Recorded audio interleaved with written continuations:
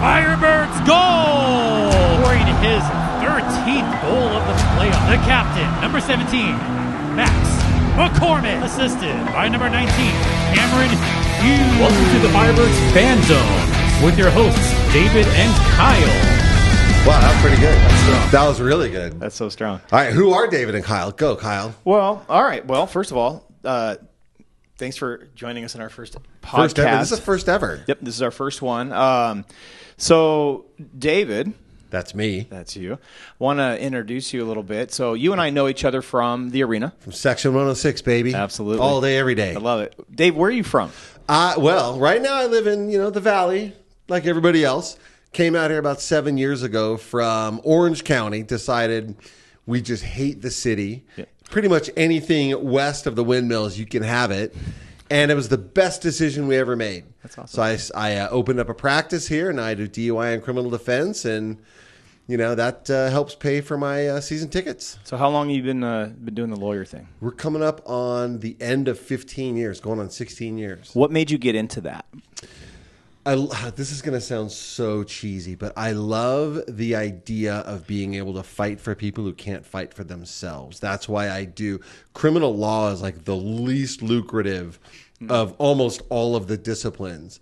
I was a paramedic for many years before I did this for all pretty much the same reason, right? I like the idea of being able to help people who can't help themselves. Awesome. So it was sort of a natural progression, and I genuinely love every day, even the days I hate, I still love my job. So this is what you were meant to do. Apparently, you found your thing. Yeah, apparently. That's apparently awesome. It is. Now, what about you? That's great. Who are you? What do you do? Well, I'm from Washington State, as most people know at this point. I've kind of gone through the gambit, and so I was born and raised in the Northwest. I was born in Oregon. I was raised in. So you're born with a jacket on? Yeah. A lot of we don't use umbrellas. If you're from the Northwest and you have an umbrella, then people. You're not from the Northwest. Yeah. Exactly right. So I'm born and bred up there, but I've been down here now. I'm going on 6 years. We're just over 6 years. And I came down here to do real estate. I say the Pacific Northwest, right? There's a lot going on up there. Yes, sir. A lot of choices of places to go. Yeah. How does one end up in the Coachella Valley of all places? That's a great question. So I was on vacation like most people. They come out here. I was in April, and my wife and I and kids, we were hanging out with my sister and brother-in-law, and we were on vacation. I was like, man, this place is pretty awesome. The weather was great. We're in the 90s. I just fell in love with it. And my sister-in-law, who happens to be in real estate, she knew I wasn't happy doing what I was doing before. So she's like, I really think you should come down here and consider doing real estate. I think you would enjoy it, and I think you'd be good at it. And I did this. I kind of had the same reaction. I was like, yeah, whatever. And about 5 months later, my wife and I decided to take the leap. And we went for it. So I came down here. I actually stayed with them. We all piled in, lived in the same house for about 7 months, got my real estate license. And then, here I am. We're still doing it. I've been in the business now 6 years. Wow. I love it. I do all over the valley, and that's been the most amazing part. So being an agent, you have to learn, the areas. And I'm not from here, so immediately I had to learn the lingo, how to describe really stuff. Familiar, yeah. What not to say? Well, there's Indio. There's you got North Indio, you got India, you got Coachella, there's Palm Desert, you got La Quinta. Nothing makes sense on a map if you look at it. There's nothing square. Everything's broken up. So you got to figure out where everything is, the nuances, the communities, which really taught me a lot about the culture of the valley, which I really enjoyed. How varied it is, right? Yeah. You're making me think of something here, and that is, how many things had to happen in just the right order for you and I to be sitting at this table right now? What a great question. I can't wrap my head around it. No, I know. And that was the thing, we know each other from the arena. From the arena. We never met each other. We didn't know until the first game. Yeah. And that was the best part. So, like you said, how many moving parts did it take for you and I to get to this point? Right.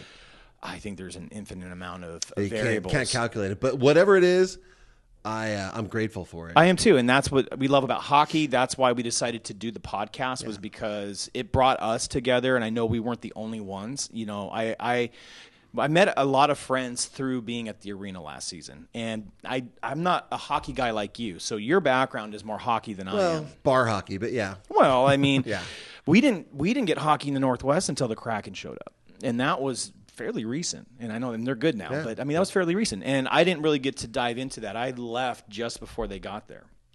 So when I got here, I had to learn a whole new culture. Hockey culture is different, and I always heard that the fans are completely different from any other sport. than any other sport. Yeah. In fact, if there was a spectrum, I'd say you'd have soccer on one end Yep. and hockey on the other. But the fanatics Yeah. of it, though, is like kind of the same. The fanaticism is across the board for sure. So I want to dig into it now. And you said probably the most important thing, and that is that it is this team, it is this sport that has brought us all together. And I think no one person amplifies the word? Manifests that, demonstrates that than our very, very first guest, because he Yes, sir. brought an entire arena, 10,300 people together who didn't know each other. I know, it was great. And now we're family. Yep. Jason Hernandez. Yeah, we have Jason Hernandez in the building. Yeah. Going to what you said, you had junior hockey in Washington State. Well, you had okay. the Seattle Thunderbirds. All right, that's fair. You had a plethora of teams to root for up there. They're junior teams, But it wasn't. But it wasn't as celebrated. That's true. Wasn't as Jason, do you celebrated. think he knows who we got from the Thunderbirds? I don't know. Does he? Alexander True comes you to so us. much. Oh no, you got to from- say that properly. Alexander True. Ooh, yeah, that's my boy. he That's, came to us that's from a- the that's a- Thunderbirds. That's a good call. Yeah. No, that's Yeah. I mean, and honestly, my younger brother used to go to those games quite a bit. And he just loved it, and I was too far north, so I'm from Bellingham, and then to go to Okay. Everett and to drive down a little bit further, just wasn't as convenient. But I mean, he lived in Everett. Well, that 5 freeway gets congested so much. I-5 is horrible. I mean, Everywhere. Yeah. Yeah. Anywhere between here and there, it's horrible. Oh, it's Yeah. terrible. You know where it's not horrible? Here. That's right. Yeah. Out here. So, how long have you been in the business? How long have you been into hockey? Oh, good Lord. This can go back a while. So Good. We got time. It's a I podcast, unlimited. I actually used to root for the LA Kings because they were the only team around SoCal at the time. That's right. And it was when the Kings made that Stanley Cup final run in '93. So just to age myself slightly, still in my 30s, but you're not there yet. that was growing up as a kid. Was Wayne Gretzky? He's the guy. Yeah. They're making it to the final. Oh, they lost to Montreal. Don't talk about the curved stick. Then the Mighty Ducks came to town. It's like, ooh, Yeah. now I have a choice. This hip, new, cool team. And one of my guys growing up, Paul Correa from yep, the Mighty Paulie. Ducks.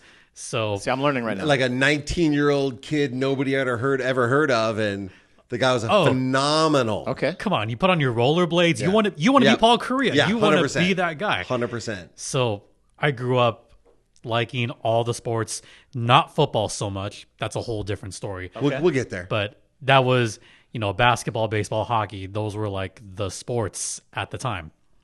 Then something kind of cool happened. I moved away from LA. I was born in East LA. Okay. Moved further east, so in the Ontario area. Then they got a hockey team back in the ECHL days called the Ontario Reign. Familiar with them? So, yeah. So I got on with them back in 2010. And How does someone get Great Get question. on there. I was going right Yeah. there. all That's right. good. So I was a stats guy. So I got on with the off-ice officials, doing all the stats, writing down everything because everything wasn't computerized yet. So did the basic stats, then, moved forward with the team. And then finally, I started doing public address a few years ago, doing PA for the San Bernardino Valley College Wolverines. Yeah, you're familiar go with that. Reens? I Yeah. don't know what they're called. Okay. So started with that a few years ago. Then did public address for indoor soccer. Fast-paced, hard-hitting. Fast-paced, better than regular soccer. But might you I weren't a add. fan of soccer up to that point. I've been a fan of soccer. Okay. I mean, my last name's Hernandez. He's born in East LA. I was born in East LA, He's a fan so of we soccer. have to love soccer. Okay, fair enough. One of my uncles actually played semi-pro soccer down in Michoacan, way back before I was born. So if I didn't like soccer, I would be excommunicated from my family. Got it. So I had to love soccer. So getting to do that was a treat. Good for you. Then began doing other sports.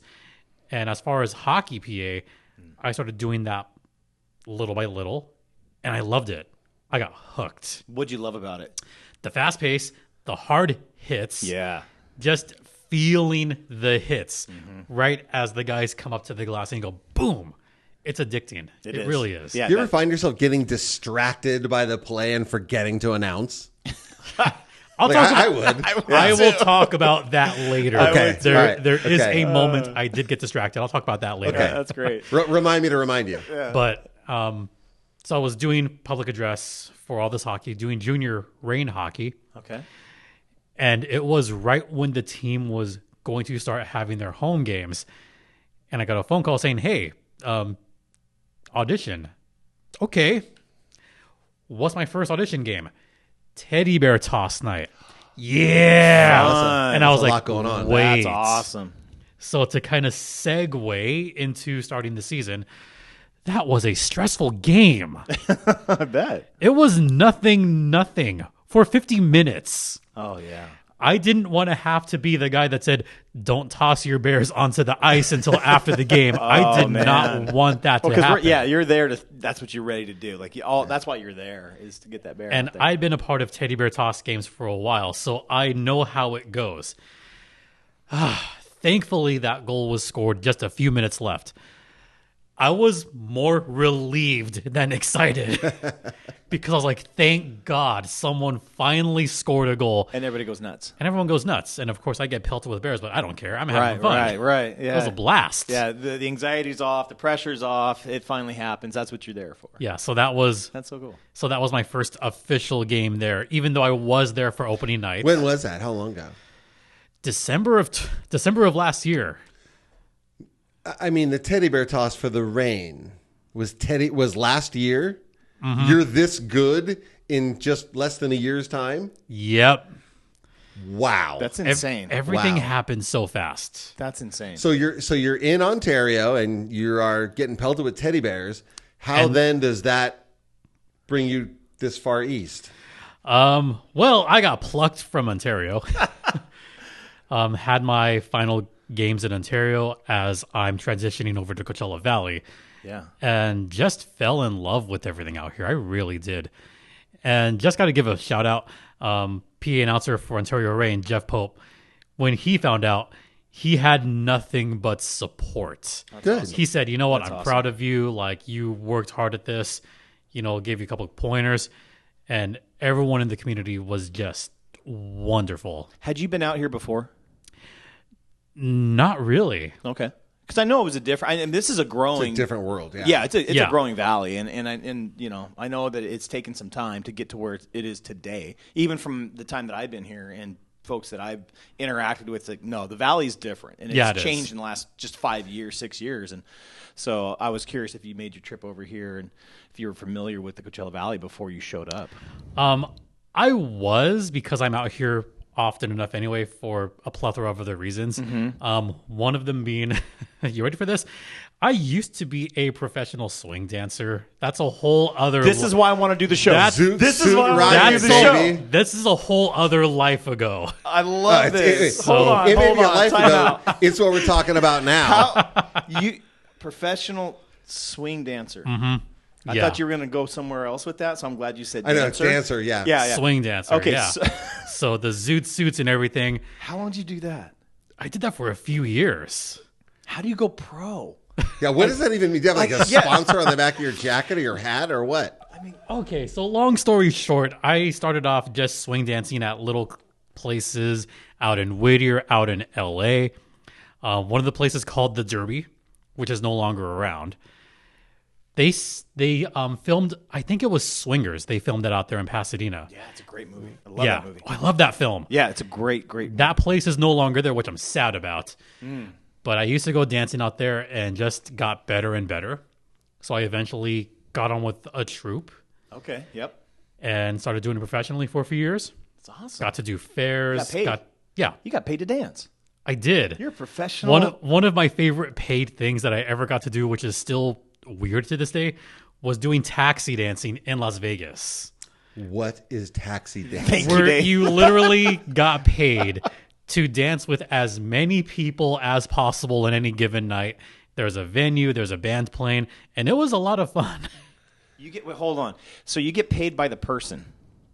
Not by the person, I think by the hour. Well, you get paid by the hour. Yeah. But it's how many people you dance with per hour?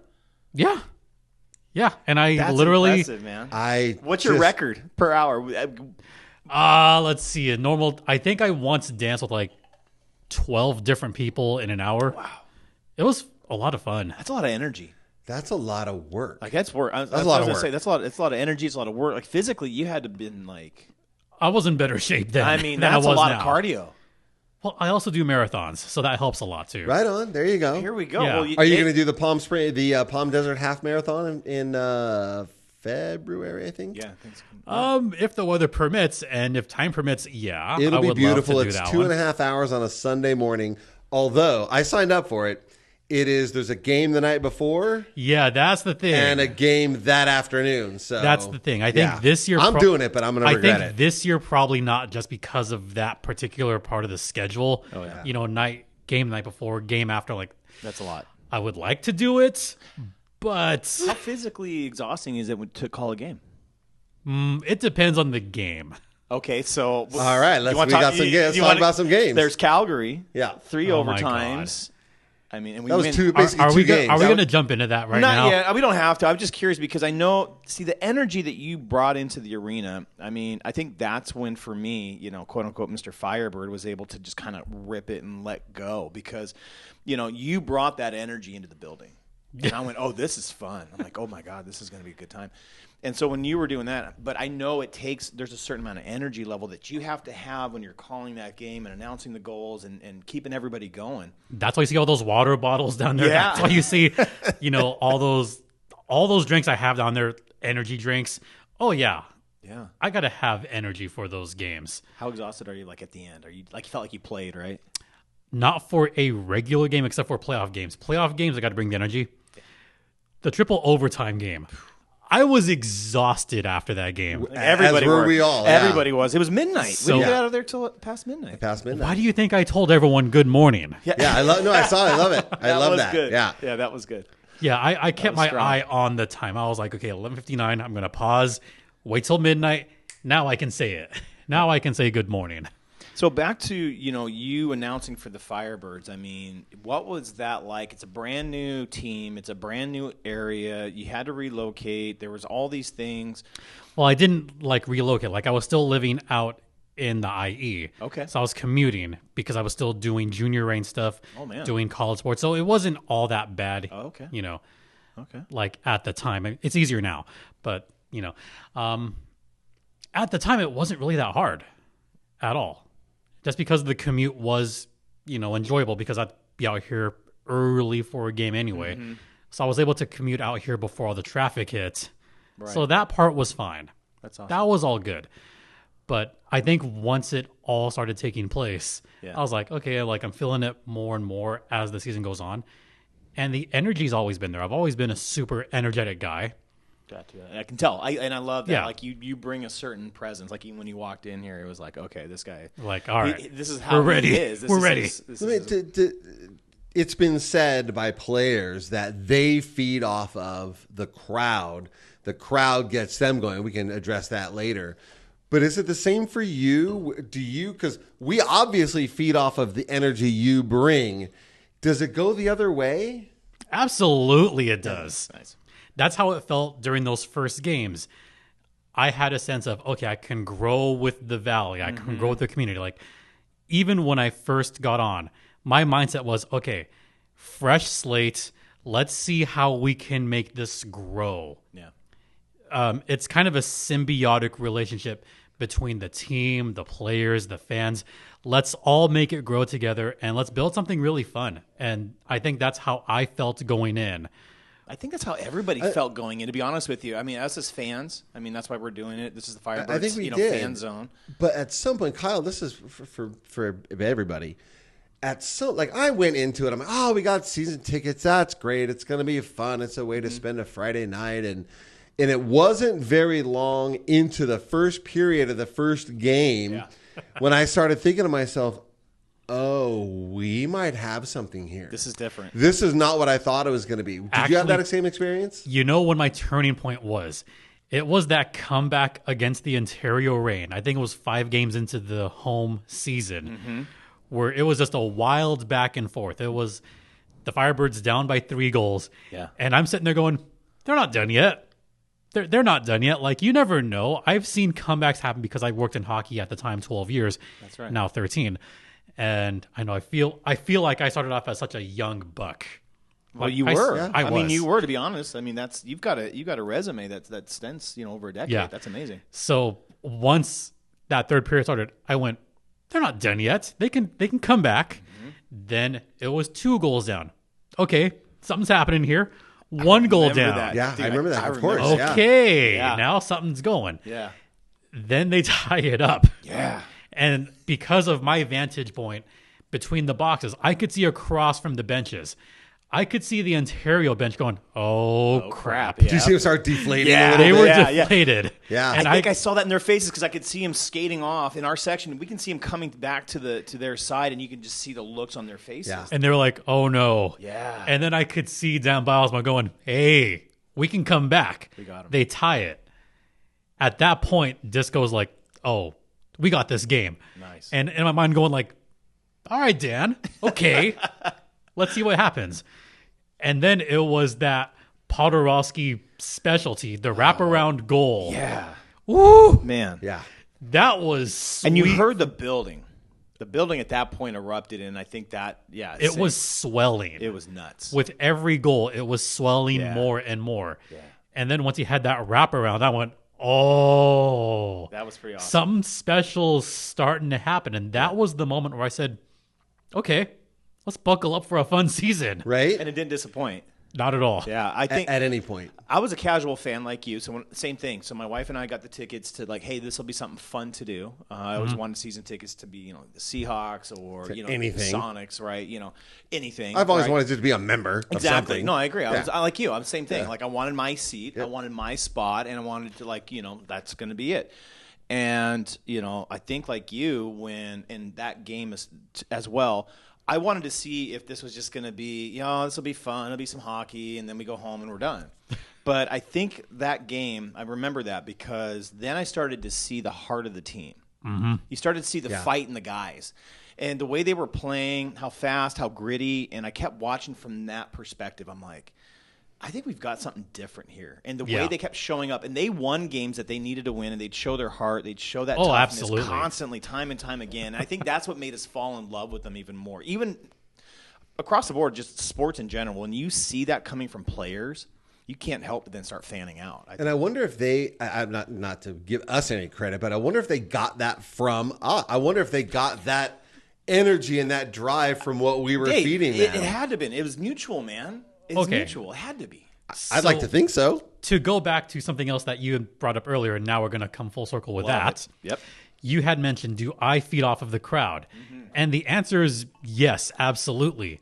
Because the following month, once we got into January, remember that winning streak we had at home where they kept winning more and more and more games. Oh, man. And that's like, they might not lose at home ever. That was feeling good. What is going on here? Yeah. Then we go into the All-Star break. Oh, geez. And we had 2 All-Star players, represent. Yeah. Well, technically 3 because one got hurt right before the All-Star game. There you go. So, Podorowski special. Yep. But I knew he was an All-Star. I've seen him play in the All-Star game before. So I know how good Potts is. He's good. Oh, That guy's a rock star. Well, it took till the end of the season for us to be able to print. We called him Pork Chop for the whole first 3 quarters because my wife and I couldn't pronounce his name.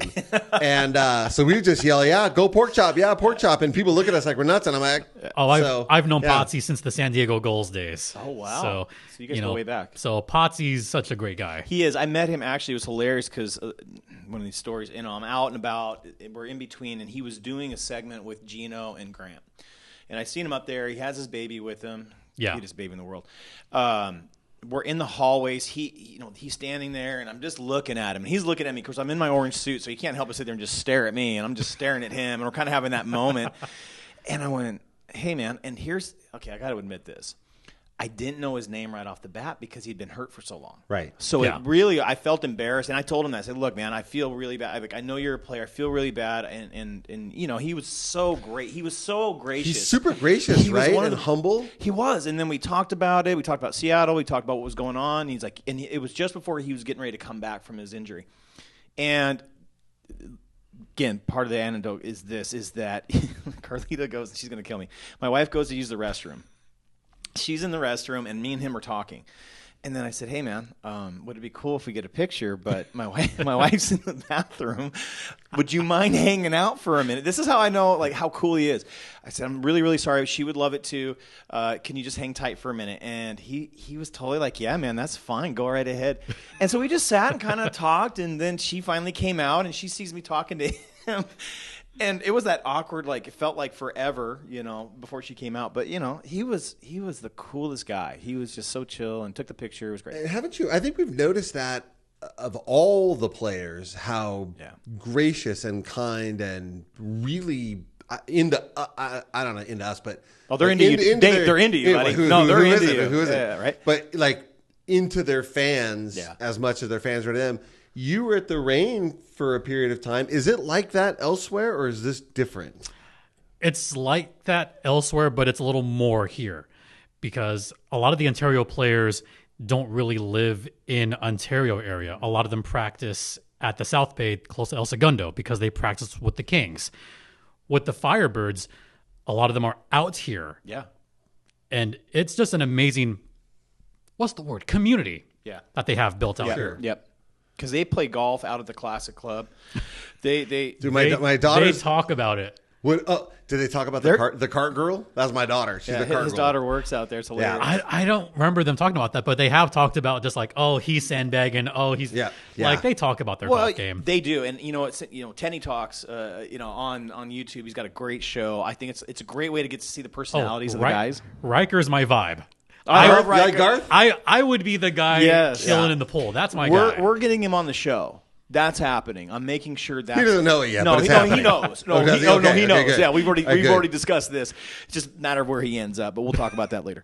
But no, I mean that's the thing when you watch that show or you meet the players. Anybody I've ever talked to, I think there's this awesome community, and you get to see their personalities come out. I think, and that's part again why we did this show. I thought after Dave and I talked about this was how do we bridge that? How do we get it closer and more intimate? And like even knowing like you because we see you all the time. You got an awesome jacket, by the way. I love your coat. You know who complimented my coat once? Chris Drieger down in the tunnel. Before a game one time, I came in one of the fancier jackets, and he's walking up, and he's like, dude, like we talked for a few seconds. He's like, I love your jacket, by the way. It's strong. It's strong. Yeah. It's so strong. For a few seconds. I think he was backing up that night. Yeah. So he wasn't really preparing as much as he would. But we just shot the breeze for a little bit. Nice guy. How much interaction do you get to have with the players? Because I have to go down in the tunnel area because that's where the tunnel kind of faces down in that little bowl area. Yep. We cross paths sometimes. So sometimes the guys will be going down there for sewer ball, and I'll be coming in to where I have to eat, and we cross paths sometimes. So once in a while, I kind of like run into them like, oh, sorry. But do you get to interact? Do you talk, a little bit more, like get sometimes a little bit, but not as much? Sometimes they'll talk to me. Sometimes I'll say like, hey, what's up? And just depending on their mood, they'll be really loose and they'll chat and whatnot. But if they're in the zone, if they're in the zone, I'll leave them alone. Exactly, like any athlete, you don't want to. Yeah. But if they're healthy scratch, then they'll be more likely to talk to you. Yeah. Like Potts, when he was hurt for a while, we'd talk down in the tunnel. Driegs when he wasn't starting, him too, or even Dax. Mm-hmm. When we knew that he wasn't starting, he'd shoot the breeze too. That's awesome, and it's always fun. That's great. Yeah, I think their personalities are just hilarious, and they're young. They're young guys are having fun. You can tell they're enjoying it. From your perspective, how have they really embraced the Valley? Have they really? A lot of these guys are coming from really cold climates, so they're getting here. They love it. Yeah, how do you not? I'm sure. They love not being surrounded by negative 20s. Because you do not have to shovel sunshine, apparently. No. Yep. Yeah. Nope. And they love the golf game out here. Yeah, they talk about it on the show all the time. And they talk about it downstairs, too. Do they really? Oh, absolutely. They razz each other pretty good, I guess. They do. So apparently, according to the show and the talks it sounds like... trying to figure out who the best golfer is on the team. And I'm trying to figure that out too. Yeah, I don't even know. There's a small handful. Yeah, it'll come back to me. But anyway, they seem to take it very serious. They seem to really get after it. I mean, they're still competitive. They're Yeah, still they're competitors. athletes. Yeah, no, that's true. Yeah. That's true. They would, if it was cornhole or flipping a deck of cards into a hat. Yeah. Or sewer ball. Yep. Yeah, they would How be did competitive. that start?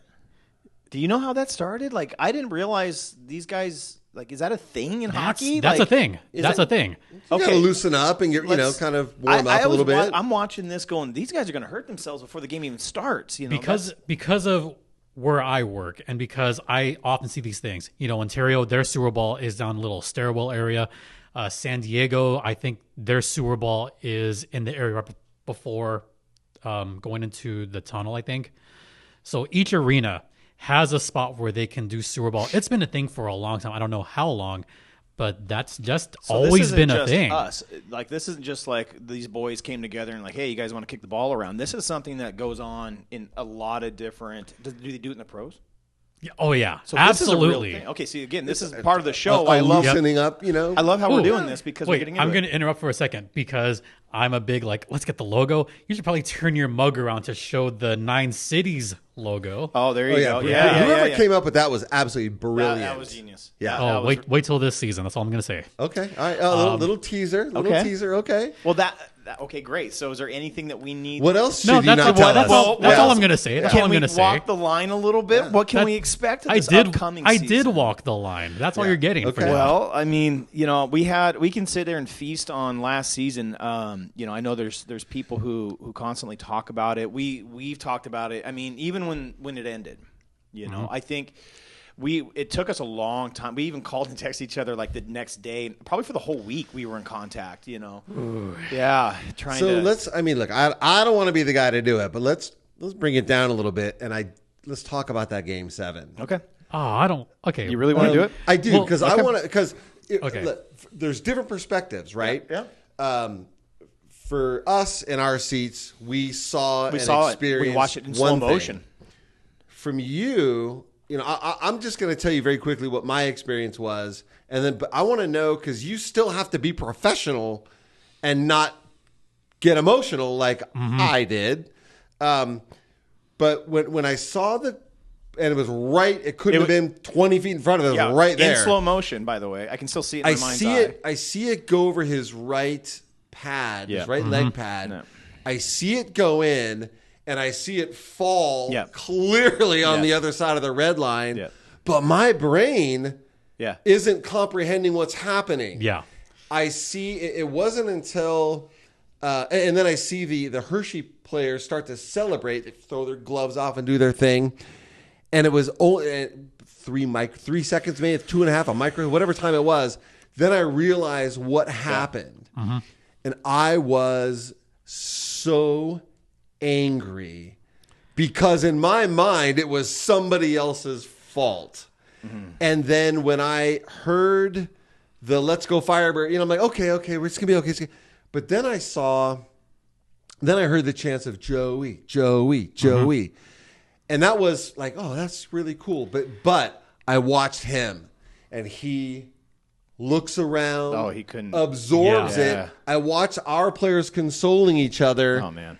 And then, I was going to tell you this part, then I see a Hershey bear looking up at the stands in utter disbelief at what was going on. Not going to lie, I did have tears in my eyes. Yep. And I thought to myself, it's okay. Nothing bad happened. That's from a fan's perspective. I didn't have to be professional. What about you? I'll give my point of view from that whole thing. Going into that overtime, was I nervous? Yes. Was I super worried? Not as worried because we'd been there before. That's right. So when it happened, I think I was more stunned than anything else. I was like you. I was stunned. Because the Firebirds had come back over and over and over again. And they were going to do it again. They did it. That's they'd what I'm won saying. all we these kept showing overtime our heart. games. We've showed our heart all season long. So when it finally happened, I love that moment when the fans said, "Let's go Firebirds." Yeah. They chanted Joey. I get tingles right now. That was kind of that something kind of magical happened. Yeah. That's when I knew this was more than hockey. This was about the Valley coming together. This was 100%. about everybody rallying for one purpose. And just to see the relationship between the fans, the players, the workers, like everybody around, we all just came together at one point. And I did look around and I said, you know what? Like, I love these fans. That's awesome. Yeah. Like, that's so cool. The way it all came together. So I couldn't say anything because I have to be professional. Yes, you do. I cannot say anything else other than, who scored the goal. I have to do my thing, like Hershey Bears goal scored by so-and-so. So I have to keep doing my job. Was there a little part of me that was sad? A little part. Well, I noticed there wasn't that inflection in your voice. Because It was I very have monotone. I have to be professional. But I did try to bring it up a little bit because this was also a nationally televised game. It was on NHL Network. It was on we were Sportsnet. everywhere. We were everywhere because the Stanley Cup final had ended a week before. So we were the last hockey anywhere. So even like I had friends from Canada, friends from all over the country, text me. I'm like, I need to turn my phone off. Can't look at my phone because I know what's going to happen. Can't be reminded. So I had to turn my phone off for a couple of hours. Yeah, that's good. So I did have to raise my voice a little bit because I know I have friends that are Hershey Bears fans. Like, you know what? Like, I want to do this for the fans of Hershey. Well, you want to do a good job. Yeah, do a good job. Absolutely. Now presenting the Hershey Bears to try to do as best a job as possible. Sure. And it is a job after all. I mean, it is a job. But I did say goodnight and thanked all the fans after the game. I remember that. That was so cool. I had to thank the fans and be super sincere. That was cool. So, I had like everything written out. Like I had the script from the team. I had my own script as well. So just getting to do all that and thanking everybody. That's cool. Was really cool. I sat in the box for a good 30 minutes after the game for a plethora of reasons because it was about the journey. It was about the fans. It was about the team. It was about everything else. Like that was a season that I won't forget ever. And I was still just kind of in disbelief. Like, I'm shocked it ended, but we came far. Dude. Like, I thought about the journey a little bit, and I kind of let it process in my mind, going, I still can't believe it's over. And then it was one of the ice crew that came in the box. But also, this was the cool thing, and this is why I have respect for the Hershey Bears. A couple of their workers came into the box, shook my hand. One of them, and I'll name drop here, Jesse Liebman, who works for the Hershey Bears, he used to work for the Ontario Reign. So he came into the box, shook my hand, gave me a hug, and said, you know what?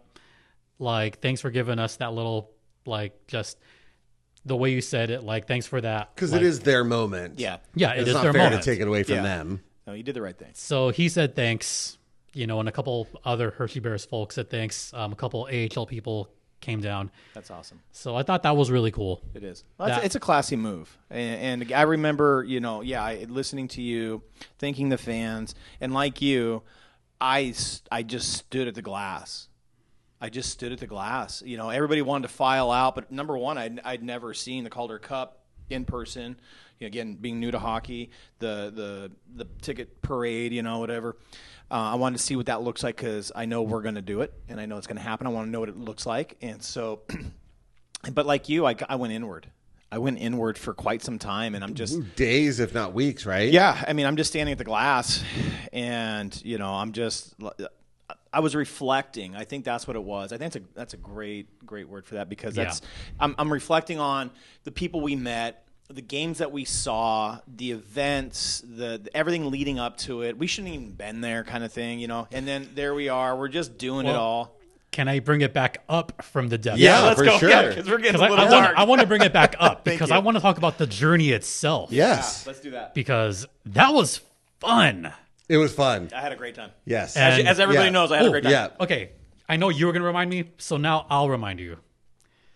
The journey one of my biggest mess ups. And you asked, like, Yeah. did you have a moment where you screwed up? Yeah, I did. Got distracted. Yeah. This was a February game when we had, I think it wasn't Pride weekend, but I forgot what it was. But we Was played it Pink in the Rink? I think that's what it was, against the San Diego Gulls, where it was an 8-goal barrage. Oh, man. Oh, I remember now. Yeah. It was the game where I called one of the stupidest penalties that I've ever called. Who ever heard of attempted spearing? Yeah. We talked about that. What is that? You know how much crap I got for that? So wait, that's not a real penalty. It is a penalty. It is? Okay, What so the hell is that? That's what I was asking. Look it up in the rule book. There is spearing. There is attempting to spear. Yeah. It's in there. Okay. Where you try to spear someone, but you miss. Oh, my God. We I remember that. What did he just say? Like, what is an attempted I'm like, hey, spearing? Kyle, what's attempted spearing? I I'm don't like, know. counselor, is that a thing? Like, how can you attempt? I've never heard of it. I've heard of Yeah. attempted murder. I've heard of, like, attempted other things. Yeah. But what is Attempt to... So... Okay, so attempting to spear is a double minor penalty when you try to spear and you miss, where the intent is there, but you don't make contact. If you make contact, that's a major penalty. Wow. But attempting So the it's double kinda like- minor. all right, so I could hear the crowd. They're like, huh? That was us. That was us. You know who gave me crap after the game? Grant Fuhrer. Did he Grant, really? Grant was like, okay, I know you had to pause before you say, like, he gave me crap.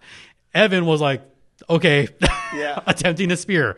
Do you have like a guide of all the hand signals to know what? Because Yeah, that's I know confusing. the spearing signal, but attempting. Because I've been around hockey as long as I have, I know all the hand signals. That's awesome. Like, I know what everything is. I know what this is. Tell me what that is. That is one of the unofficial hand signals for too many men. So your finger swirling around your hand, the palm, is too many men. Apparently, yeah. This is too many men. Apparently, Yep. I Okay. guess. Yep. I just learned something. What is attempted spearing? This Yeah. one I gotta Yeah. know. Do you- what's the hand signal for that? I didn't know there were What is inchoate that? crimes in hockey. That's crazy. Yeah, to me. everybody was giving me so much crap for that. So funny. After the game. That's a good moment. Even though. I remember it. even the Gulls fans after was like, okay, what is Here, I'm gonna that? talk to you for a second. Let's talk about that. Let's talk about that. Attempting to spear. Oh, man. Also during that game, I had a big screw up because I have both rosters right next to me. Remember, there was goal, goal, goal, goal, assist, assist, penalty, penalty. Everything was happening at the same time. Yes.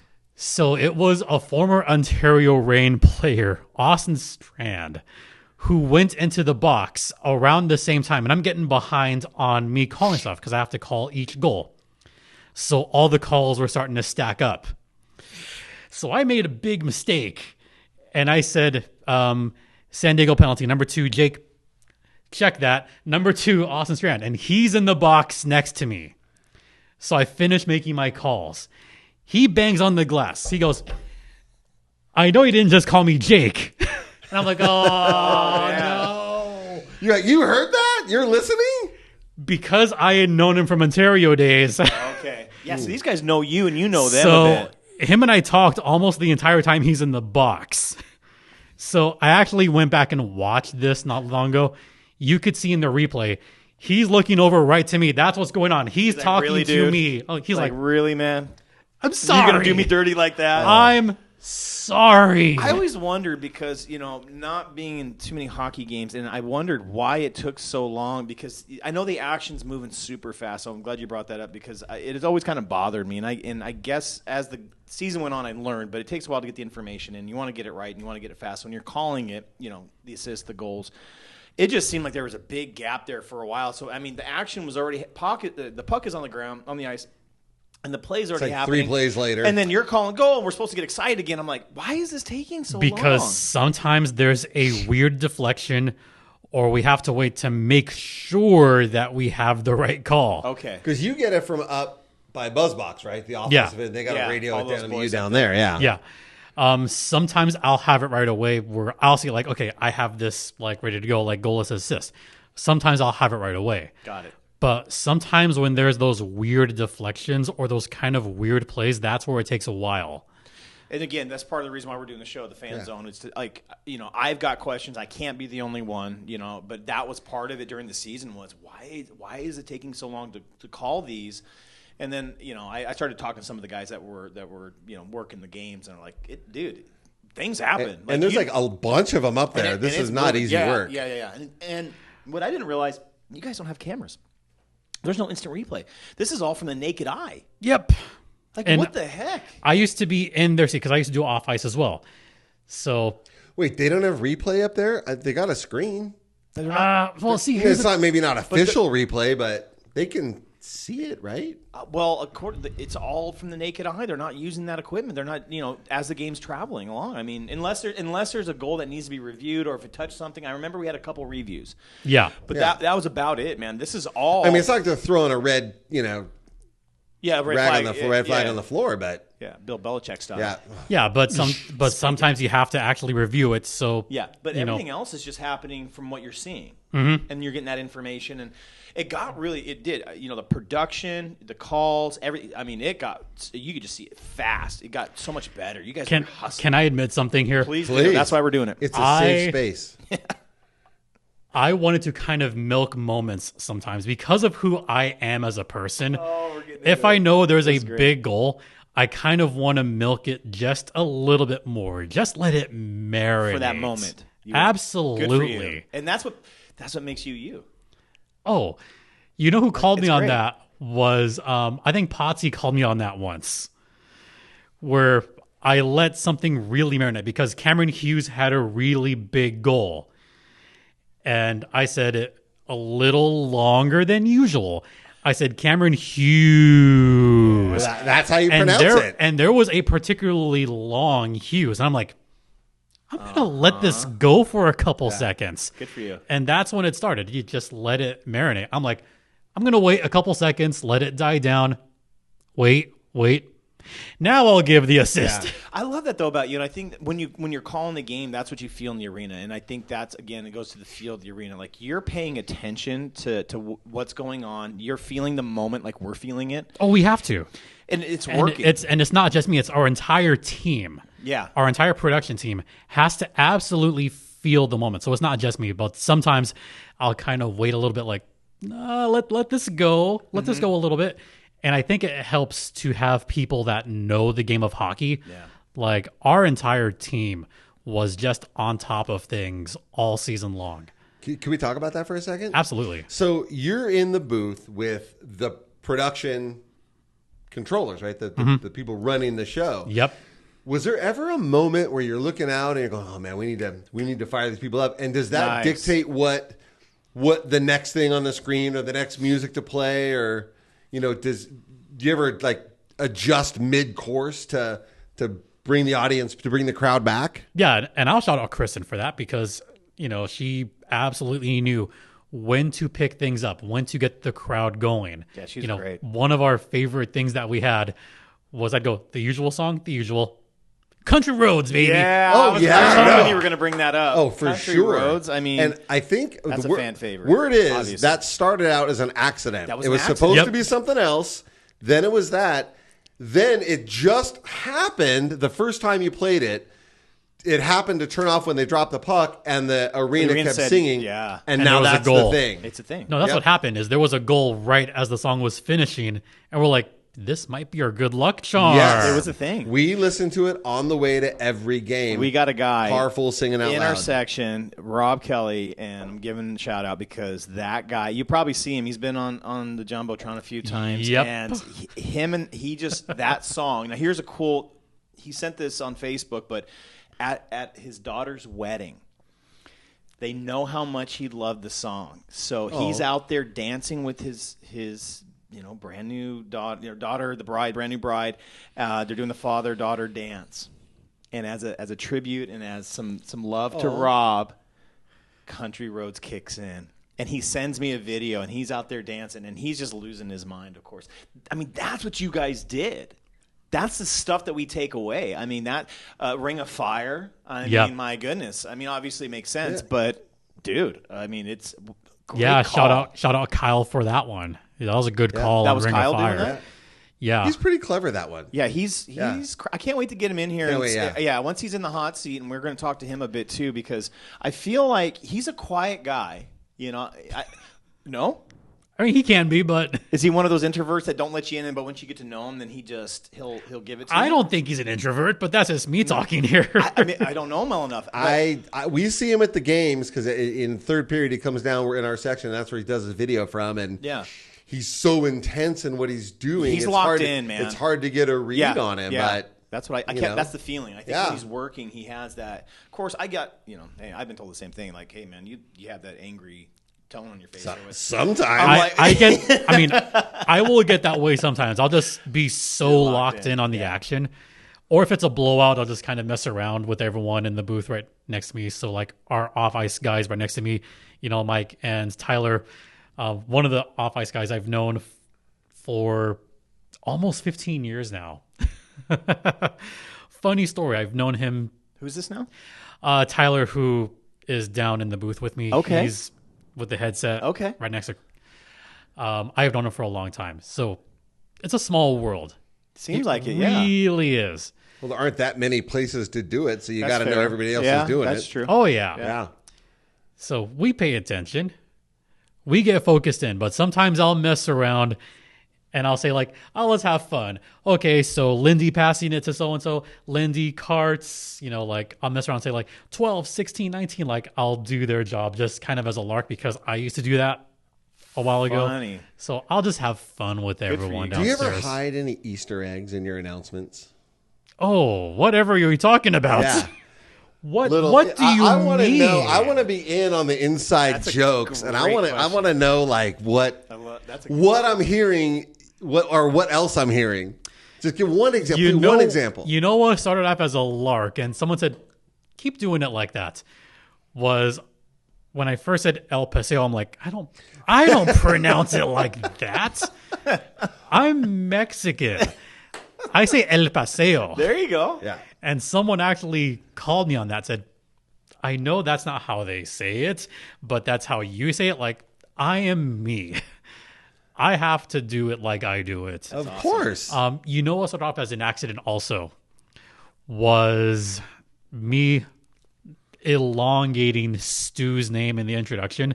Because I went back and listened to myself my first few games, then the last few games. I didn't do the whole Stu pause, Bickle.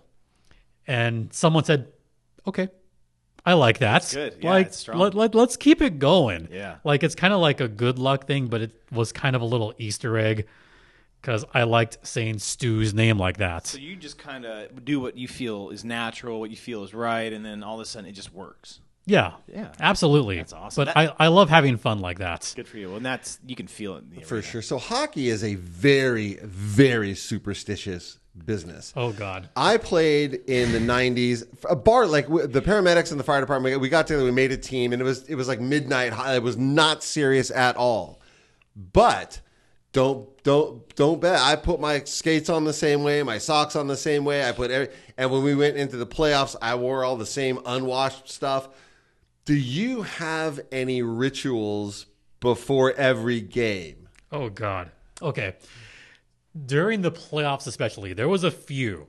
So I'll shout out Mama Bird here. Nice. Mama Bird. One of my favorite Nice. fans. Yeah, she's so great. She made me this. She gave me this when we were on the road. I was watching a game up at Texio Arena for the Barracuda. And she gave me this. That's great. It's actually an ornament, but Yeah. I started to bring this down with me in the box. So I'd put this on top of a water bottle, and that was one of the rituals, was have the little thing down there. So that was kind of my little shout out to Mama Bird there. That's great. That's one ritual. Another ritual I had is I had to make sure to hand pound everyone in the office before each game. That's strong. Yeah. Yeah. Had to do that. And then the playoff beard. I just watched a video that you did of a podcast with that ridiculous Peter Griffin beard thing you had going. When you walked into it, I'm like, who's that? Yeah. That thing got full blown by Game 7 of the finals. It was out there. There were some hit and miss beards that happened. I know Riker was trying to. His peach fuzz was cute, and he was doing. I love the guy. I do, but there were some others. They're grown men. You see what Kyle has right there? 5 years on a desert island. I couldn't grow that. Yeah, this is like a day, 2 days. No, I'm. That's where I'm at. You're like a Play-Doh thing where you squeeze it down and it comes out. Like, I can't.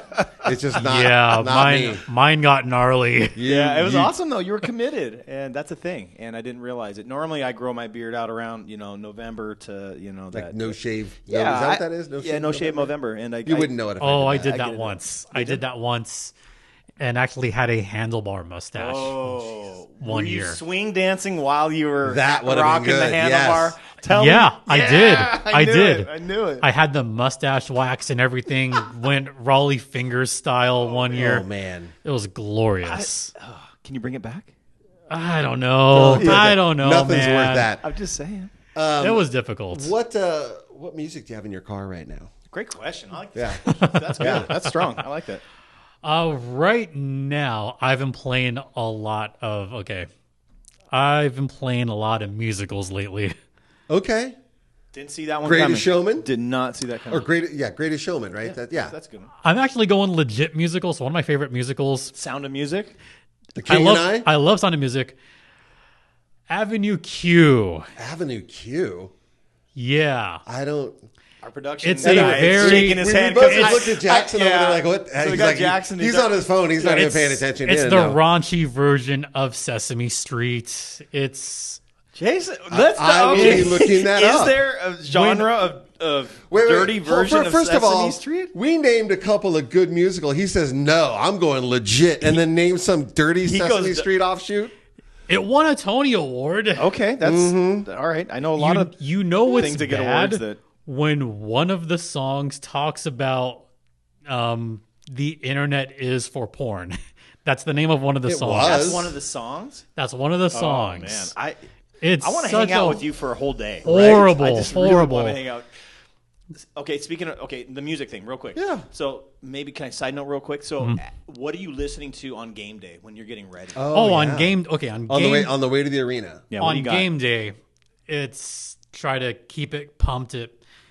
Keep it going. Yep. So I listen to some of the upbeat Beatles stuff, Led Zeppelin, Queen. Okay. Like I'm just going Nice. 70s, 80s rock. Real rock. I'll pump on 106.9 The Eagle because I'm a shill for Yeah. our local station. Yeah. that Business is plays the business. games. Yeah.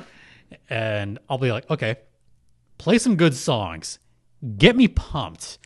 So AC/DC, that they'll kind of play stuff. AC/DC, Yep. they'll play Van Halen, Yep. Jump, they'll play Oh, all yeah. the That gets you going. classics.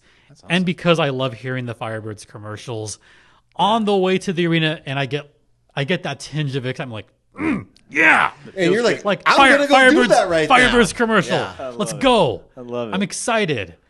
So that's what I'm playing on the way to games. What about you, Kyle? What do you listen to on the way to games? Yeah, that's a great question. Don't lie, dude. This is you got to be truthful. No, you're right. You're right. Safe If space. you got Helen Reddy in your CD safe- player, safe space. No, because my wife and I, we drive together, but I'm also a hip hop guy. So if it's just, See, me too. Old school or new school? Well, that's it. I'm of the old school era. I'm of the, some of the 80s stuff. I love the 90s, right? It's the Dr. Dre's, it's the Tupac, it's the Eminems because of the influence. It's all of that genre. Lose yourself. Thank you very much. Yeah, I mean, that's a great one. If you can't get ready for a hockey game listening to that, you're dead inside. Dude, on the way to every game, it's country. When we get on the freeway, it's country road because we go with a group of us. Always go, Okay. and we sing out loud.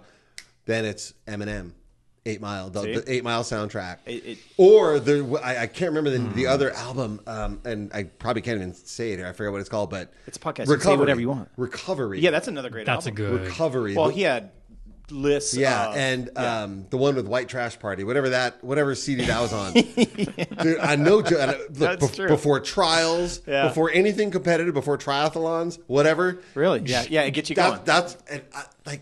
I don't want anyone else to know, so don't tell anyone. I think maybe we should implement that into this new season. we? If that's not, talk to the DJ and say, hey man, I think we need to get some Eminem in here and get think so. Lose Yourself. Yeah. There's the other one that he does, and he did it with, shoot, I forgot his name. I'm having one of those moments again. But it was in a video game, Call of Duty, where it's you can't, no stopping. Going to keep moving forward type songs. Oh yeah. Strong beat. Yeah, and it'll come to me in a minute. But anyway, I think if you implement some of that in there, kind of pregame, get that stuff going, I think that it'd be a good move. Well, the thing is, the players have to decide some of the songs as well because Who cares what they want? Yeah. So no Phil Collins, because in the NFL, Heck Phil yeah. Collins in the Air Tonight is one of the most requested songs from players to play pre-game in stadiums. And he's my number one, right? Do we have anything like that? Yeah. Is there anything that the players ask for that's like most popular for these guys? I'll have to think about that because I forget what they request because there's so many different requests here and there. Mm-hmm. But I know that song has been on there once in a while. Okay, yeah, because that's a good one. It's that and doo-doo. I'm personally more of a Genesis guy myself. Absolutely, okay. Yeah. We saw him in Chicago when they were in the last. Did you? Yeah. Were you there? A couple years ago? Or just this last year? Just this last time they were there, yeah. Were you there? Yes, at United Center? Yes. That was... Because that was the westernmost show they had. Exactly. My wife's like, I'm like, look, you that or we can go to New York. What do you want?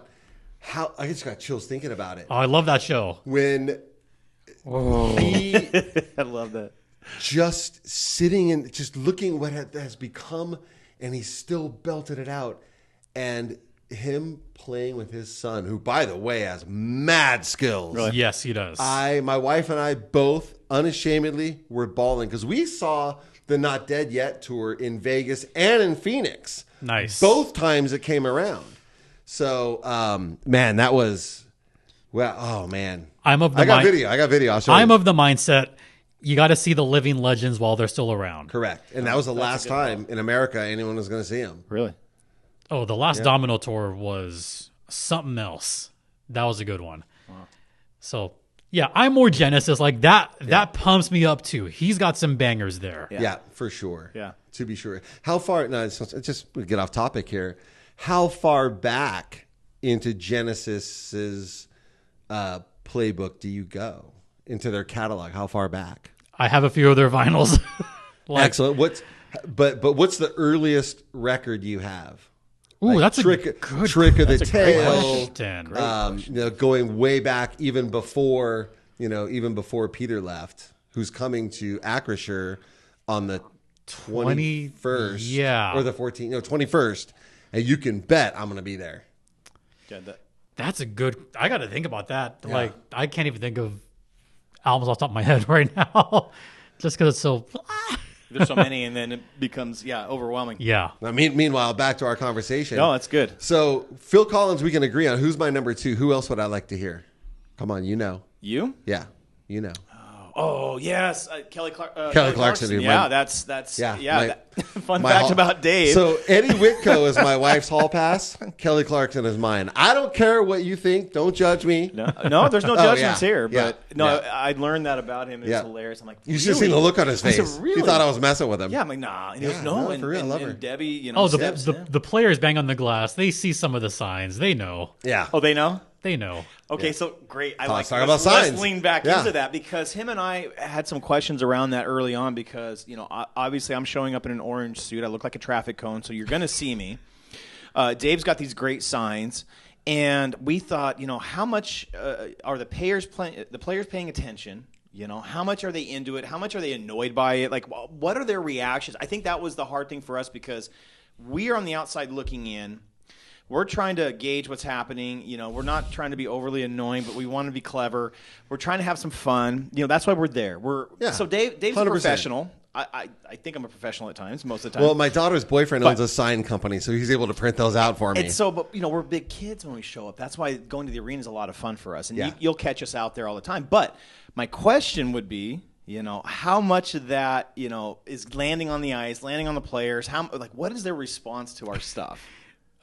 They love some of those signs. They laugh at some of the really good ones. Really? By the way, I know Eddie acknowledged that one because you saw Eddie acknowledge it. Yeah, he skated over and gave her a puck. Yeah, which is all he's gonna give her. Just saying. Yeah, he loved that one. Yeah. So that was good. That was great. I love the ones during the end of the season where they'd go rock, paper, scissors for a puck. Right. You know, like they started getting a little greedy for him, right? Oh, yeah. Oh, they did. Yeah. They tried anything. And there was a moment where it was lined with signs. I forget what game in particular, but towards the end of the season, sign, all around the home spot. Yep. And I could see some of the guys just banging the glass like, okay, like we'll take a picture. Like, we're pretty loose right now. We'll acknowledge it. Yeah, it was pretty awesome because I know they don't interact. I did. I had my True sign. You're my boy, True. Yeah. And I did. Whenever the face-off would happen in front of us, there'd be times he'd skate, he'd look over, he'd look at me. Actually, there was one interaction. It was the coolest thing that he did. It was that night that they were giving out shirts. Yeah. The players gave out these shirts. I watched him. And it was really neat. He actually went over to the box. He grabs the shirt and he makes it a point to skate over to where I was at. And Yeah, he beelined. he made it a real point to go. So he knows. So he knew. Well, obviously, I mean, but he would look over and acknowledge. But that was the coolest thing and that's when you really start feeling like, okay, there's a connection there. He on his Instagram posted a photo of you holding your sign. He did. Yeah. No, that really floored me. That was like, wow, dude. I think the moment for me was when I had a couple of signs made for me. That's great. Okay, I was note to self, taking notes. I was like, I'm just a guy. Come on. But you're not. That's the best part. That's why you're on the show. You're the voice. That's why you're on of the show. arena. Because you're not just a guy doing his job and just kind of announcing some things. And no, you're part of it, and you make it. Without you, man, it would be a different feel. In case you didn't know this, you're getting your flowers right now. You're getting your flowers. It's all good, but it is your voice in our heads. Seriously. On the way home. That's why I made that sign. And between games. Yeah. I made that. So I had that Firebird goal sign, right? Yeah. So there's another fan. Her name is Madi. She's the Puck You girl. Because she sits right behind the glass and we are in perfect in sync. As I'm about to take a breath, I will see her raise the sign as soon as I say Firebirds goal. And she's raising the sign, and everyone's getting super excited. That's a cool feeling. It really is. You did that. Yeah, right? you did that. You inspired my sign. And I remember, I think we had text or something over, it was Instagram Messenger or something, and we got our picture taken with it. Because I'm like, man, the way he says that is so cool. I need something to, every time they score, and I still got it, man. I was going to bring it today, and because it's just when the way you say it is so infectious, and I'm like, can you give us one right now? Firebirds goal! There you go. Now, so strong. Look right in that camera. Look right in that camera. Give it again. Firebirds goal! There we go. Dude, I get the chill. Scoring his 13th goal of the playoffs. The captain, number 17, Max McCormick. Nice. That's so nice. Good. That's assisted and now by number 19, Cameron Hughes. That was supposed to be longer. Yeah. Sorry. Dude, I cannot And wait. number 12, Ty Cartier. Yeah, I can't. Look at cut it out. Stop it. No, I love it. I can listen to that all day. I'm ready for the season. Yeah. I'm ready. I know, I can tell. And that's what it is. Yeah, and I started to develop different cadences for each player. Just going to ask you that. Yeah. So you practice at home, or what are you doing? On the way to the games, I'll be like, okay, how do I want to say this guy today? And it began to develop as the games went on. Okay, I could say this way for this guy. Mm-hmm. I could say, Shane Wright. Yeah, see, the way you say it back in your throat. You gurgle that thing. Yeah, man. There was a running joke with me and some of my colleagues for Network. How do I pronounce his name? Should I say Shane? Kind of jokingly, of course, because I know how to say Shane Wright. But how should I really go for it? Yeah.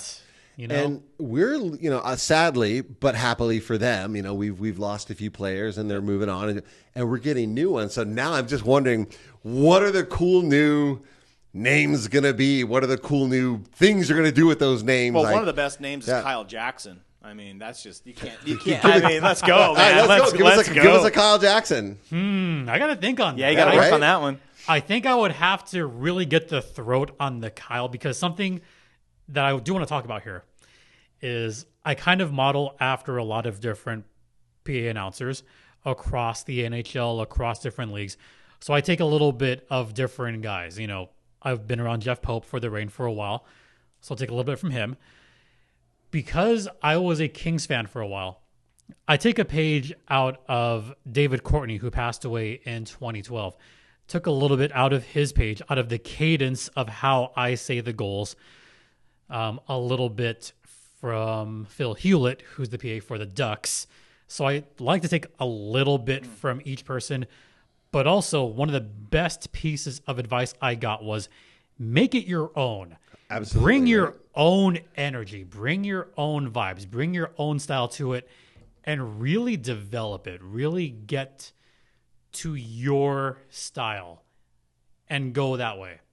That's awesome. So And that you've done that, yeah. but your style is evolving. It really Obviously. is. It really is. And I think you can't keep everything the same.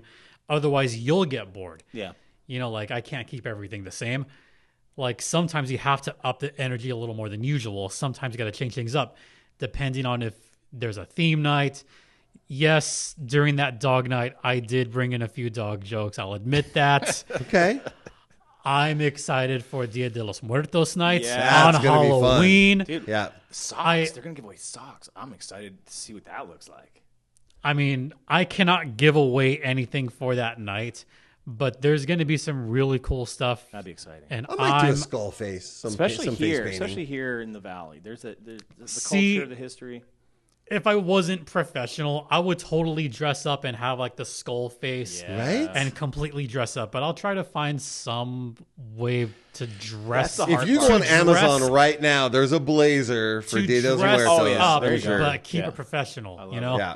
So there's probably going to be some way to do it, but hockey on Halloween night. That's going to be Can't fun. wait. That's gonna be Well, fun. Friday the 13th is going to be amazing. So That's Opening gonna- night. So Yeah, maybe, that's gonna be a blast. so maybe for Kyle Jackson, I'll go a little bit more throat on the first name, and that goes back to something else.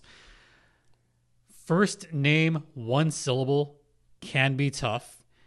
Do I want to emphasize or elongate the first name, or do I want to keep that short, a la the Dodgers P announcer, where he would go Will Smith? Just punch it. And I think I did that for a couple of our guys, where I would keep it short. And But Shane just- Wright doesn't give you much to work with. yeah. But some of the guys, I would go staccato hit on the first name and elongate the last name. That's awesome. So it really depended on the guy and kind of how I'm feeling in the context of the game. That's cool. Because that depends also. I get that. I feel like their performance, their essence, will help you figure out what fits them. Like naming a dog, right? You don't name a dog right. You gotta watch them for a minute. Yeah. Not that I'm comparing the two, but No. you know. Yeah, but that also comes with having watched hockey for a long time. You kind of have to feel it a little bit. Yeah, it's very intuitive. I'm noticing it's pretty awesome because everything's happening so fast. So that's the intriguing part about me, and I think and I'm that kind of person. I'm in the moment. I can kind of sense what's going on, sort of feels, and then so you get to play to that. Absolutely, and that's really awesome. I think that's what hockey does. I don't know, man. It's been a special year. So I guess maybe You're going to ask what I was about to ask. No, I go think. ahead. What's? I know you can't tell us what's happening, but what is your dream, your expectation? What are you feeling about this upcoming season? Personally. Ooh, we've got some good guys coming back. Yeah, we do. Think about this. Seattle loaded up as well. Yeah, they did. A lot of those guys in Kraken training camp, unfortunately for them, they're not going to make the team just because Seattle's pretty stacked as They're well. pretty stacked. Yeah, dude. Yeah. They got a couple of guys that came in that I like a lot. One of them that I've always been high on, Kyle Yamamoto, who's always been a really good glue guy, a good third, fourth line guy. I think he'll make the Kraken. But then you're going to have guys that are going to come down saying like, prove it. Let's prove ourselves. We can get to the NHL. They're probably going to have one more year down here with Coachella. And then Watch them just come out like gangbusters. I agree. Watch that happen. I agree. I'm with you. I think with what we had set as a culture, as a standard, and now that they know, like you get in the building, this is what Firebird hockey looks like, and this is what Seattle Kraken, hockey looks like. So, and we had enough guys. It was amazing last year to see them go up and down. Some stayed up there for a long time. You had Froden, you got Kaitarchi, he's up there, he comes back, and then other players. But I mean, my goodness, Joey goes up there for a stint, comes back. I mean, it just feels like we're a pro team, a high-level pro team that happens just to be in Coachella Valley, and now the bar has been set. You want to play on this team, this is what needs to happen. I think that is the nail on the head, right? The bar has been set, and I have also heard, I'm sure you've heard too, that players from around the AHL are like, what is this Coachella Valley thing? And I want to get a piece of that. We're on the map, yeah. I agree. Well, I think we need to wrap this up for the sake of time. I think that's true. Oh, yeah, because we could. I love about the podcast format. We could take as much time as we want. I mean, I can keep going because I have all the energy in the world. Listen, before we wrap it up, you're from East LA, right? Manny's El Tepeyac, the best or not the best? Oh, I love that spot. Yeah, love it. Have you ever finished a manual special? I haven't tried the big one yet. Yeah, no, nor have I. That's a challenge. Yeah. I went for the second biggest one, and I finished that easily. Well, it's not 2 giant tortillas. That's why. Yeah. And then King Taco. King Taco's up there as well. Right up there, right? King Taco. What's your go-to here? What's your spot when you go? That's a good question. You know what I really liked? I had the other night. Oh my gosh, what did I have the other night? And I cannot remember it. But I went there for Mexican Independence Day. Oh God, I'm blanking on the name of where we went. Was it in? Let's start with where it was. No, it was in Cathedral City. Oh wow, okay. Gosh, like very super good Mexican food. Flan was good. Really good fish tacos in the valley. Ooh, I love fish. Taco Nazo is the fish taco place, though. I don't know if you've ever been there. I forgot where I went, but it was recommended by a couple people. Like, go here for good Mexican food. And it didn't disappoint. Nope, not at all. You know what was also good? Via Bakery. Where's that? Off of Ramon. It's off of Ramon by the Home Depot and Lowe's out there. Mm-hmm. Kind of hole in the wall. Yeah. You know what's Best good? Spots. You know what's good when it's cash only. Yeah, right. Exactly. No, in a hole in the wall, cash only. Yeah, usually it's the best. And they have really good pan dulce. So good. So you found your spots. You're doing. I know it's dinner time, right? I found a couple spots. That great. spot's always good. Gosh, I'm always a sucker for just really good. Actually, what's my favorite spot in Coachella Valley? Bar none. Wilma and Frida. Yeah, okay. Is my spot. My favorite spot ever. Okay. Just because of their breakfast tarts. Okay, I'm with you 100%. Been there, done that. Absolutely. Yeah, agree. The fancy Pop-Tarts, as I call them. The fancy Pop-Tart. But, that is my spot. That's my jam right there. That's great. So I don't think we could end any better than that. But thank you. Can I end on a positive note? Of course. Please, maybe 5 more minutes. Yeah, let's go. Sure. So I want to finish on the journey. Okay. Oh, yeah, I like this. We're going to put a bow on it. Yeah. The journey the whole way was something that I will never forget. This was by far my favorite season, going from the teddy bear toss to the Ontario game to the goals blowouts to, like the Kraken night to when we clinched the playoff spot. That was great. To when we, had those really intense games towards the end of the season and it was a playoff feel. Then going to the playoffs. All those nervous games where I walked into the office, I felt good. Everyone in the office is kind of like, okay, winner take all game against Tucson. I'm walking in like, I feel fine. Mm-hmm. I feel good. Watch it be a blowout. Mm-hmm. Blowout against Tucson. That's great. Then the Colorado series.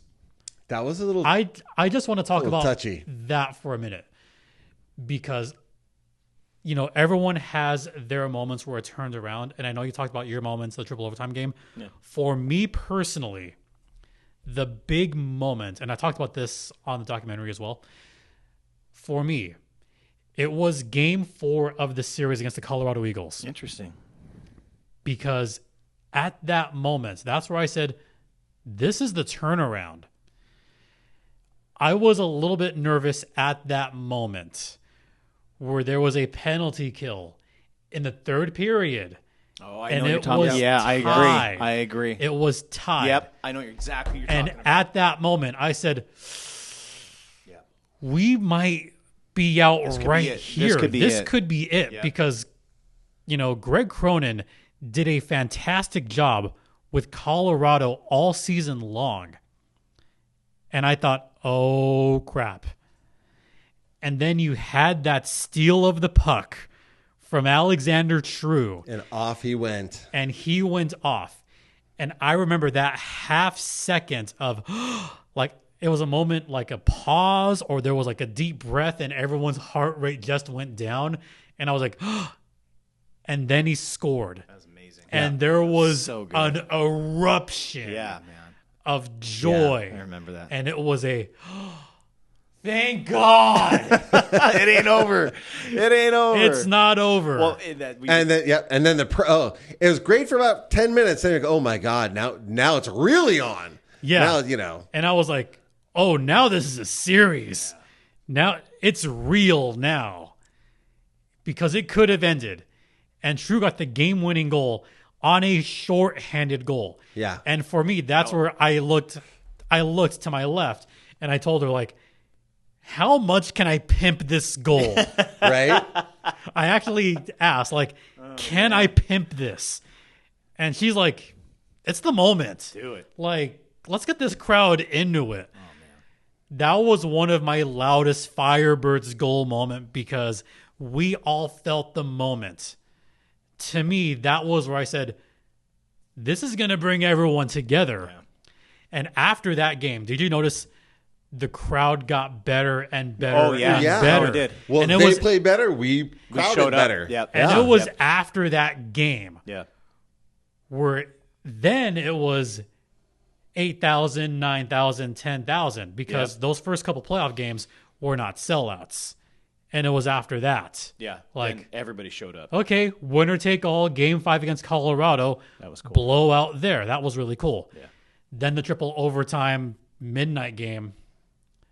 That's one of my best sports memories ever. For sure. I'll be honest with you. I mean, because it was also against, I kept calling it the David and Goliath, the big roadblock. I kept thinking, we get past these guys, we're going to the Cup. I wouldn't say David and Goliath, but I would call that 1A, 1B. This was like a heavyweight battle. Yeah. I compared it to Thrilla in Manila. That's good. No, you're right, because they were the biggest rivals. Yeah. We were fighting for the number one spot. It kept going back and forth, and they would get up for us, and we get up for them. And it was one of those. But again, I mean, for me, I think that's just when we were there till midnight. It showed our toughness. It showed our heart. And like you said, I mean, our power plays were not very good. We were not. And then we were shorthanded, and it's like, oh, man, this is not going to be good. So, I mean, there were some moments in that could be fixed throughout the season. But like you said, when it mattered the most, we showed up. Yeah, like game 3, triple overtime, that's when it mattered. Yep. Game 4, it was a 1-0 game, but Joey showed up. He was amazing. And I want to go back to that game 5. Everyone else says that's the moment when Colorado's my moment, but that overtime game winner against Calgary. Yeah, man. Ooh, that's the one that gave me chills. That blew the roof off. Sure. That did.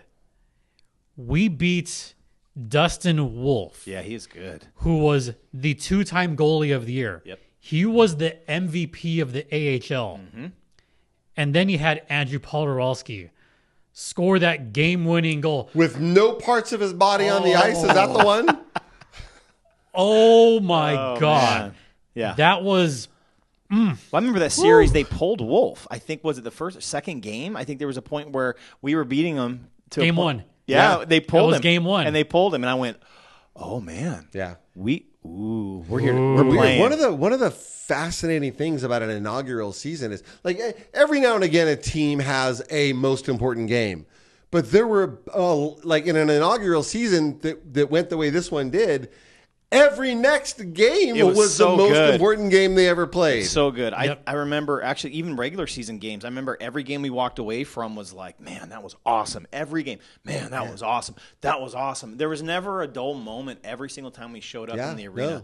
It was so cool. And those playoff games, I mean, I didn't know that we could elevate even higher, but we did with each round, with each That's everything. hockey, baby. That's the It's insane. no better battle in my mind, no better sports event in my mind than playoff hockey. And that's what I learned. I think that's, Yeah. as for me, as the newcomer, I think I represent a lot of folks who just are like, well, I don't know what this is. I'm going to learn with everybody else and have a good time. But I'm like, oh, I get it. Like World Series is what it is. Super Bowl is something, but playoff hockey. And I think that's why I have hope for this coming season. Good. Because, we had that series against Calgary. Milwaukee, we won the West. Yeah, man. Which, by the way, banner night.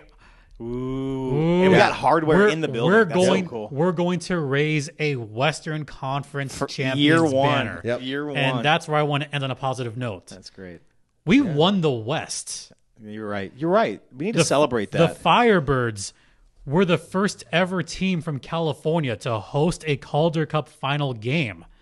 Not the Ontario Reign, not the San Diego Gulls, not Bakersfield, not Definitely not San Bakersfield. Jose, not any of those other teams. We were the first California team to host a Calder Cup final game. Man, I love Think it. about that in our inaugural season. That's a big deal. That is a big deal. for sure. Partially why we got 2 preseason games, not 1. That's why we won the AHL President's Award for best AHL team across the league. So looking back, like at the time, I was sad. But now that we're so many months removed, looking back, what a season.